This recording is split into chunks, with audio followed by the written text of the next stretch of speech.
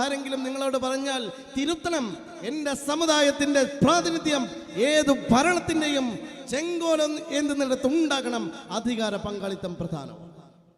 ഞാൻ പറയുന്നത് മറ്റെല്ലാ രാഷ്ട്രീയ പാർട്ടികൾക്കും അത് മാത്രമാണ് അജണ്ടയെങ്കിൽ, ഒരേ ഒരു പാർട്ടി ഇന്ത്യയിൽ അതിൻ്റെ അജണ്ടയോടൊപ്പം പൊളിറ്റിക്കൽ എംപവർമെന്റിനോടൊപ്പം എഡ്യൂക്കേഷണൽ എംപവർമെന്റ് കൂടി അതിൻ്റെ ആധാരശിലയായി എഴുതി വെച്ച ഒരു രാഷ്ട്രീയ പാർട്ടി ഉണ്ടെങ്കിൽ അത് മുസ്ലിം ലീഗ് മാത്രമാണ്.